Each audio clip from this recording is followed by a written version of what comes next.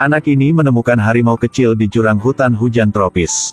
Kemudian anak itu membawa harimau ke rumah. Bersama dia bermain petak umpet di kamar. Pada malam, dia tidur bersama dengan harimau di tempat tidur. Secara alami, anak itu menganggap harimau sebagai hewan peliharaan di rumah. Tidak terduga, ayah harimau adalah raja dari semua binatang. Dan harimau ini sedang hidup bahagia bersama keluarga di dalam hutan hujan tropis yang terisolasi dari dunia luar. Yang ada peninggalan kuno yang misterius. Itu adalah rumah mereka. Ibu dan ayah harimau sedang santai dan berbaring di bawah sinar matahari. Sedangkan anak harimau dan saudara bermain bersama di dekat. Kadang-kadang menemukan ekor musang. Membuat dia takut dan bersembunyi di pohon yang tinggi. Kakak harimau akan bergegas di depan musang. Membuat dia takut dan masuk gua lagi. Kehidupan sangat sederhana dan bahagia. Karena penampilan tim ekspedisi, semua berubah. Ibu harimau menemukan sesuatu yang aneh. Segera ambil kakak harimau dan berlari. Membawa anak-anak bersembunyi di reruntuhan kuno. Sedangkan ayah harimau memanjat di tempat tinggi. Dengan cermat dia mengamati tindakan dan arah tim ekspedisi. Dan tujuan mereka adalah patung batu kuno di gedung peninggalan. Seluruh keluarga harimau ditemukan oleh mereka. Ibu harimau harus membawa harimau adik untuk melarikan diri terlebih dahulu. Meninggalkan kakak harimau di reruntuhan. Dia menggeram untuk minta tolong. Ketika ayah harimau mendengar suara itu, dia segera berlari ke anak. Dan melompat ke atas pemburu yang ingin menangkap anak. Tidak terduga, senapan diarahkan langsung ke punggung dia. Setelah terdengar tembakan, kakak harimau menyaksikan ayahnya pingsan dalam genangan darah. Secara naluriah, ia merangkak di bawah tubuh ayahnya untuk mencari perlindungan. Tetapi tidak terduga, dia ditemukan oleh manusia. Oleh karena itu, ia ditangkap di dalam sangkar oleh tim ekspedisi. Kapten McCrory ingin memberi air untuk dia.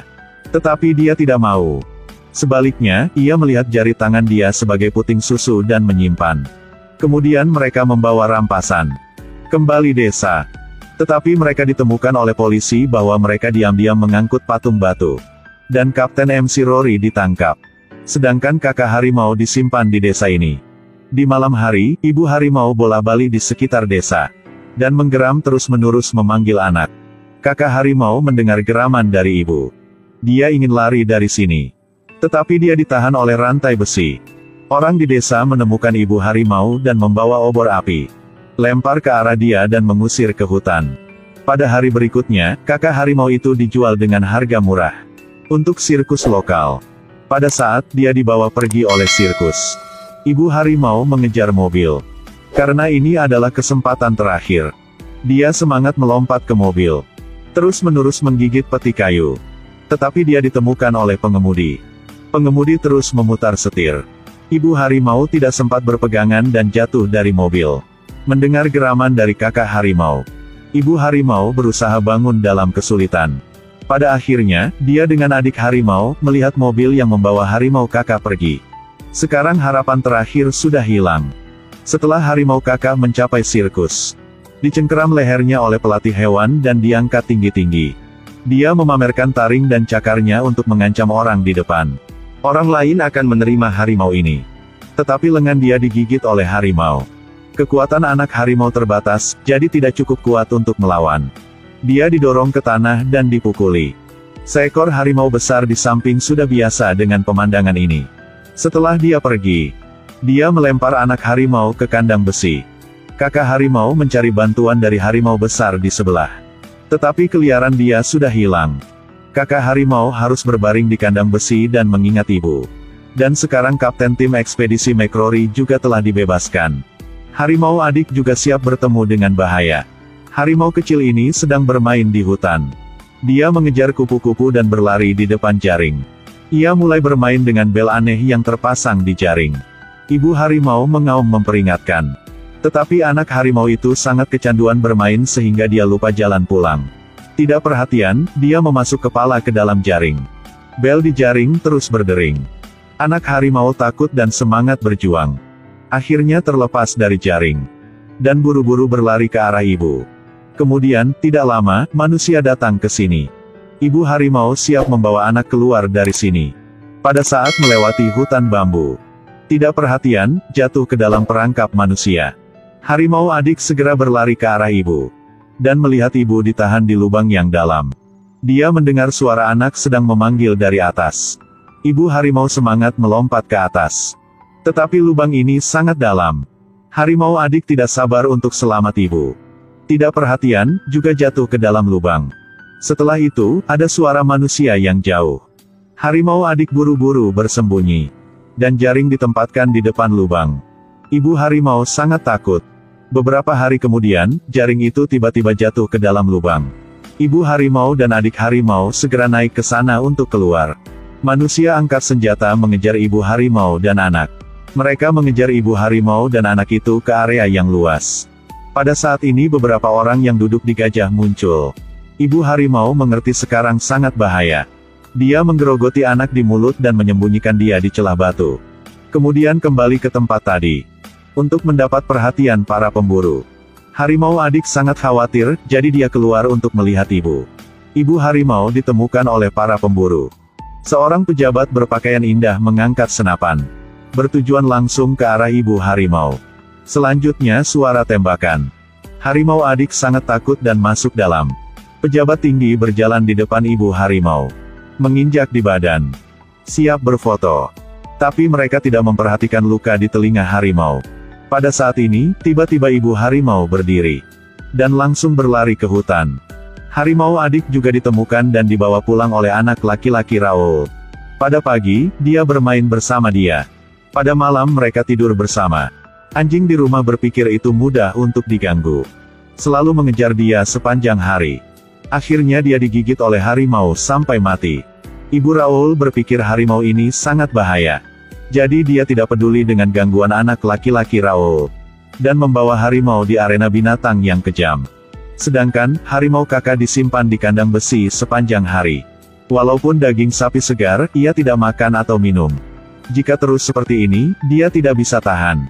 Harimau besar ada di sebelah karena ingin menyemangati dia. Kemudian dia menggunakan ekor untuk menyapu harimau kakak. Harimau kakak telah menemukan dukungan. Jadi dia mulai bermain dengan ekor harimau besar. Pada saat ini, Kapten Ekspedisi McCrory juga datang ke sirkus. Dia ingin membeli kulit harimau dari sirkus ini. Untuk memberi ke pejabat yang dulu siap bunuh harimau ibu.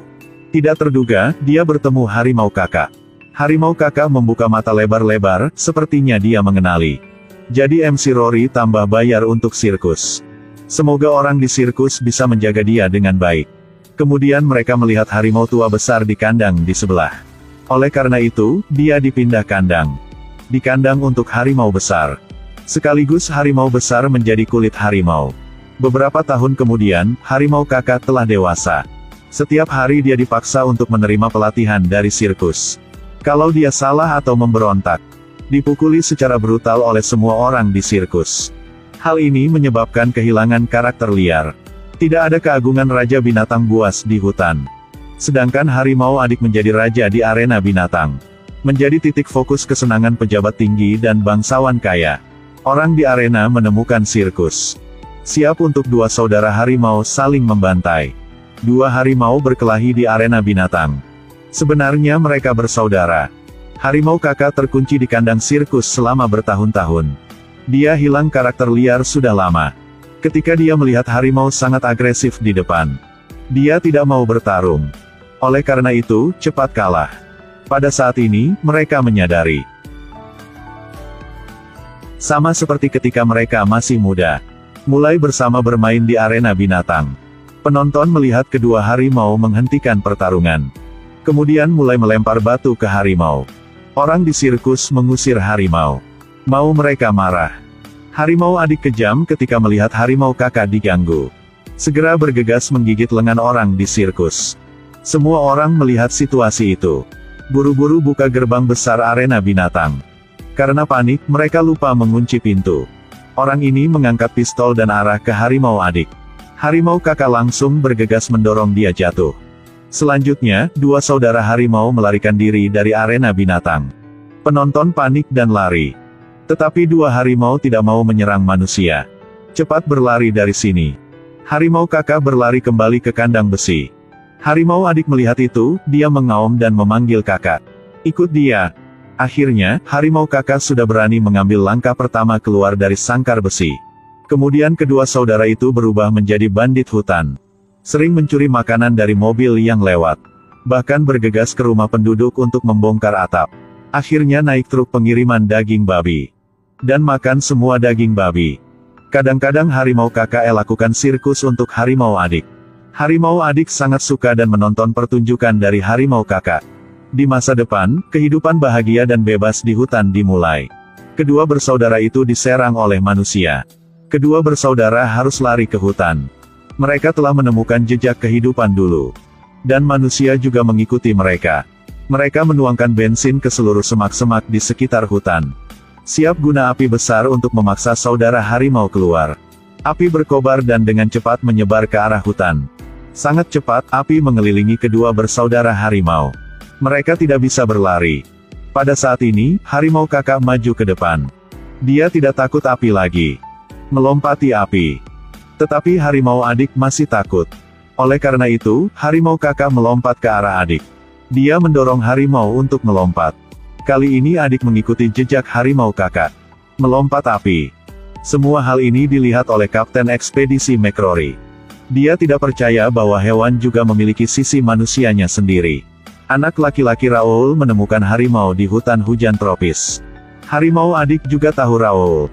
Dia mendekati ke arah Raoul. Kedua telah kembali ke masa ketika mereka masih anak kecil. Tapi Kapten McCrory takut harimau itu akan menyakiti Raoul.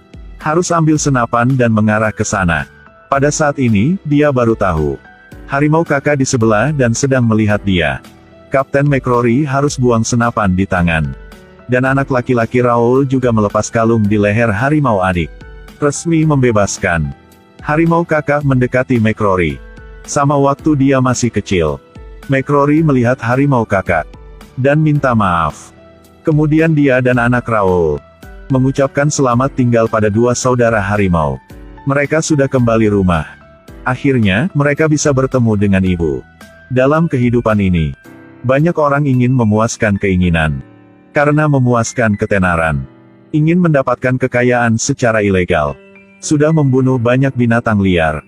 Bahkan ada spesies yang berada di ambang kepunahan.